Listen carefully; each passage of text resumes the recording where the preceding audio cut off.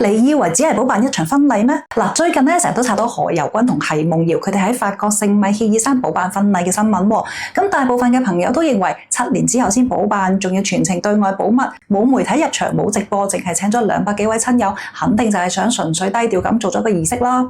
但係我同你講，呢個諗法真係太天真啦！呢場婚禮之所以揞得咁實，根本唔係淨係為咗隱私啊，更加可能係同各大媒體嘅合作報價冇傾掂數啫。你諗下呢種頂流嘅關注度，佢哋點會白白送俾媒體啊？豪門嘅算盤啊，從來都打得比我哋響噶。咁有啲朋友就可能覺得豪門身家豐厚又唔差錢，唔會計呢啲流量收益嘅。事實啱啱相反喎，豪門雖然唔缺錢，但係佢哋比我哋普通人，比絕大多數嘅生意人更加識得點樣賺錢啊！嗱，我哋嚟逐個數下呢場婚禮嘅商業價值啦，你哋就知佢有幾叻咯。咁先同大家講最關心嘅問題，究竟咧係品牌贊助定係自己揞錢呢？答案就係先嚟講直接變現嘅價值啦，大概係5到6千萬人民幣，其中贊助佔比咧就超過85%啦。先有 Graf 全套嘅鑽石珠寶103克拉 D 式 VVS 正度，估值4700到4009萬。嗱，呢套珠寶咧就唔係自己買嘅，係品牌嘅贊助。Graf 本身咧就同奚夢瑤有長期嘅合作喎，今次嘅婚禮係品牌經典系列嘅全球首秀。而第二樣咧就係 Dior 嘅高定禮服啦，有2套主婚紗，仲耗時600小時手工縫製添，價值300萬㗎。咁同樣係品牌贊助啦，呢個就係 Dior 新任創意總監上任之後第一套嘅定製婚紗。咁而 Vogue 更加係將佢作為全新婚禮刊嘅創刊封面添，3方共贏啊！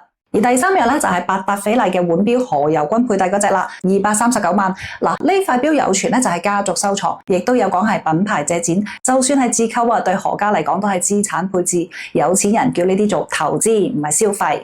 好啦，而第4樣就係佢哋嘅攝影團隊啦，140萬，係 Jules Villa 團隊歐洲服務嘅總包價喎。咁有消息就指部分係由時尚雜誌分擔，因為團隊同時就為Vogue婚禮刊拍攝素材。跟住我哋再嚟睇第5項嘅花藝佈置啦，75到120萬，由法國頂級花藝師操刀。部分嘅花材咧就由合作嘅品牌贊助。就嚟睇伴手禮啦，人均6000蚊200份，即係120萬。入邊嘅馬里奧手辦、Sisley 護膚品、周大福飾品等，全部都係品牌贊助喎，仲成為咗何猷君 V5電競俱樂部同各大品牌嘅移動廣告添。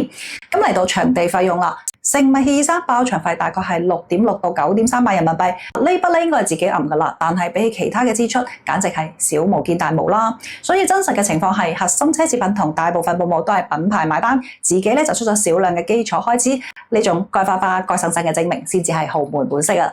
然之後我哋嚟睇間接嘅商業價值啊，達到2.1億人民幣啊，呢啲先至係真正嘅大頭。社交媒體曝光價值1.1億，微博熱搜霸榜24小時閱讀量超8億，抖音播放量3億幾，奚夢瑤 Dior 婚紗、奚夢瑤 Graf 珠寶2個話題都有5億幾嘅閱讀啊。而品牌合作嘅價值咧就有9000萬喎。Dior 全球首秀曝光底半個頂級代言，大概4000萬啦。而 Graf 隻半億珠寶話題出圈，大概3000萬啦。Vogue 婚禮刊廣告招商1000萬，伴手禮品牌露出1000萬。好啦，再嚟睇佢哋個人 IP 增值部分啦。奚夢瑤商演報價咧就由60萬升到80幾萬喎，預計新增代言合約1500萬。嗱，唔單止呢啲啦，仲有潛在嘅商業價值喎，喺未來嘅1到2年持續釋放啊。奚夢瑤重返高端時尚圈，頂車代言接到手軟。何猷君旗下嘅電競 AR 科技公司融資就會更順利，投資嘅三亞海棠灣電競文旅度假區收益更加可期添。嗱，最叻嘅就係佢哋對傳播節奏嘅把控啦，唔俾媒體入場，就係要將流量嘅主動權握喺自己嘅手入邊喎。嗱，等到佢哋親自喺社交平台上邊發布照片，瞬間引爆全網，各大平台爭相報導，幾十億嘅曝光量，完全唔使俾媒體1分錢啦，仲要所有人免費幫佢哋宣傳添。所以你睇下呢場婚禮表面係補辦儀式，實質上係一場精心策劃嘅商業運作。嗱，普通人辦婚禮咧就係花錢買儀式感，但係豪門辦婚禮咧就係借住婚禮嘅名義，將流量變成資產，將熱度變成真金白銀。記住啦，真正嘅豪門咧唔係淨係識揮霍嘅喎，佢哋最擅長嘅係將每一次曝光、每一次關注都轉化成實實在在嘅商業價值。